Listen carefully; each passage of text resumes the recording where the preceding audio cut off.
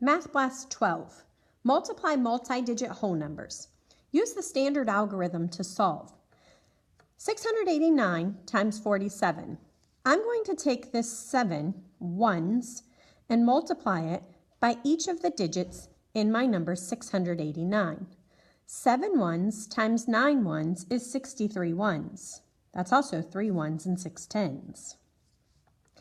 7 times 8 is 56, plus the 6 that I carried is 62.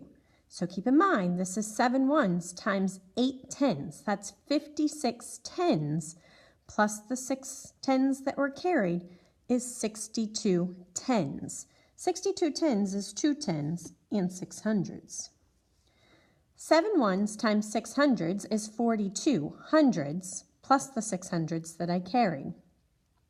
So now we have 48 hundreds. That's 8 hundreds and 4 thousands.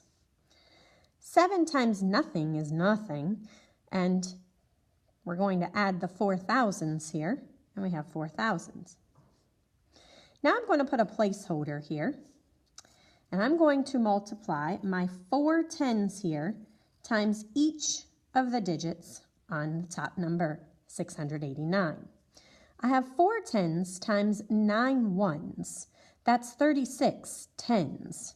So 6 tens and 3 hundreds here.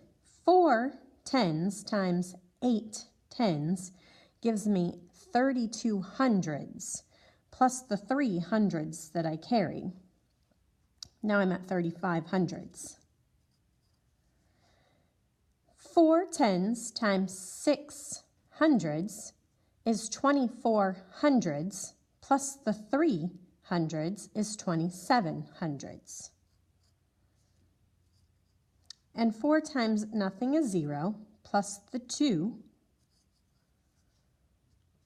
gives me 2. 3 plus 0 is 3. 2 plus 6 is 8. 8 plus 5 is 13. Carry my 1 here. 7 plus 4 plus 1 is 12. Carrying my 1 again. And 2 plus 1 is 3. So the product, the answer to my multiplication problem, is 32,383. Divide, 4-digit by 2-digit. Estimate, then find the quotient. So to estimate here, I'm going to round my 4,182 to the nearest thousand. This is 4,000. Divided by, and I'm going to round this 34 to a compatible number. So that means a number that's going to easily divide into 4,000. I'm going to use 40. Because I'm just trying to get an idea of a ballpark number as to what my answer should be. So 4,000 divided by 40 is 100. I know my answer needs to be around 100. Now, to find the quotient, I'm going to use the box method. So I'm going to divide by 34, and I'm going to create this box here with my target number being 4,182, my dividend. That dividend is my target number, and I'm dividing by 34. So, how many groups of 34 can I get out of 4,182 without going over? And I can do this choosing many different options here. I know I could get 100 groups of 34 without going over my target number, because 100 times 34 is 3,400. So now I'm going to subtract that, and I find that I am left with 782. That's my new target number. It goes in the next box. Now, how many groups of 34 can I get out of 782 without going over? I'm going to choose 10 this time because I know that 10 times 34, or 10 groups of 34, is 340. When I subtract, my new target number is 442. That's going in my next box. again, I know that I could take another 10 groups out. 10 groups of 34 is 340. When I subtract, I am left with 102. That's my new target number. Now I know 3 groups of 30 is 90. So I'm going to take 3 groups out because 3 groups of 30 is 90 and 3 groups of 4 is 12. And so that's 102. And when I subtract, I have nothing left. So the quotient, the answer to my division problem, is what I get when I add all of these parts that I took out here. 100 plus 10 plus 10 plus 3 is 123 groups of 34. 123 is my quotient. Multiplied decimals. 745 times 42 is about, so I'm going to try to do an estimation here. 745, I'm just going to round to the nearest hundred, that's 700. And 4 2/10, I'm going to round to the nearest whole number. That would be 4. And 7 hundreds times 4 is 28 hundreds. So 28 hundreds would be 2,800. I know my answer needs to be around 2,800. Now, to find the actual answer, I'm going to use the box method here. I'm going to take my 745 and decompose this factor and build an area model. So here, to decompose 745 and write it in expanded form, I know I have 700s, 40, and 5. And these are whole units here.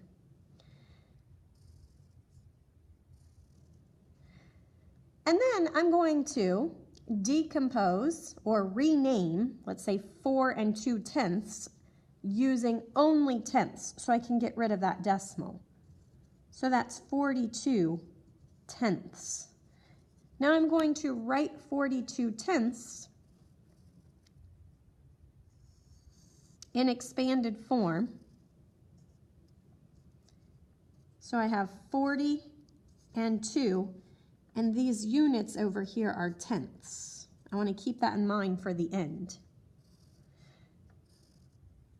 Okay, now I can solve by saying, well, 2 times 5 is 10. 2 times 40 is 80. 2 times 700 is 1,400, 1,400. 40 times 5 is 200. 40 times 40 is 1,600. That's 4 tens times 4 tens, which is 16 hundreds. And 40 times 700 is 28,000. Again, that's 4 tens times 7 hundreds, that's 28, and tens times hundreds is thousands, so 28 thousands. Now, I'm going to add my rows. 1,400 plus 80 plus 10 is 1,490. 28,000, 1,600, and 200 all added together is 29,800. I'm going to erase this so that I can line up my place values here. 29,800. Now when I add those together, I get 0, 9, 12, 11, and 3. So I have 31,290. But here's where I have to keep in mind these units I was dealing with. This is tenths, and these were whole units. Okay, so tenths times ones here would be tenths. 31,290 tenths. And that's equal to, I can write that here, 31,290 tenths is equal to, in standard form, 3,129. So that is my product. And notice I'm in the ballpark of my estimate. Generate numerical patterns. Write a pattern with 5 terms, starting at 0 and using the rule, add 2. I'm going to have a pattern that has 5 terms. 1, 2, 3, 4, 5 blanks are here for me to write my numbers on. I'm going to start at 0, and I'm going to use the rule add 2. So plus 2. 2 plus 2 is 4. 4 plus 2 is 6. 6 plus 2 is 8. Write a pattern with 5 terms. 1, 2, 3, 4, 5 blanks for my terms, starting at 0 and using the rule add 4. 0 plus 4 is 4. 4 plus 4 is 8. 8 plus 4 is 12. And 12 plus 4 is 16. How do the terms in the 2 patterns relate? Well, if I take a look at the terms in the second pattern here, they are double the numbers in the first pattern. 0 doubled is still 0, 2 doubled is 4, 4 doubled is 8, 6 doubled is 12, 8 doubled is 16. So I can state the numbers in the second pattern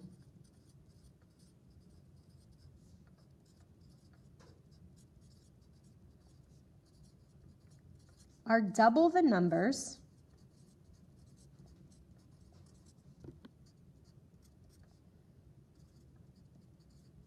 in the first pattern.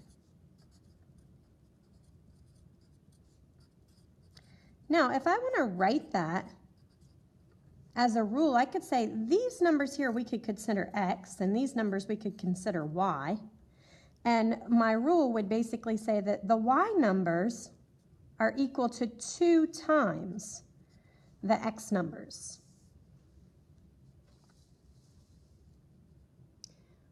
Form ordered pairs. Form ordered pairs for the corresponding terms of the 2 patterns. So if x pattern 1 and y pattern 2 numbers are used, my ordered pair would be 0, 0. 3, 6 would be the ordered pair here, and 5, 10 is the ordered pair here. It's x and then y. In an ordered pair, it's always x and then y. Graph the ordered pairs on the coordinate grid. Now this is my x-axis, and this is my y-axis. So if I'm going to graph 0, 0, I'm going to go over 0 and up 0, and this is my point. 3 and 6, I'm going to go over 3, because it's x, and then y, so up 6, and here is my point. And 5, 10, over 5 on the x-axis, and up 10 on the y-axis. And there's my point.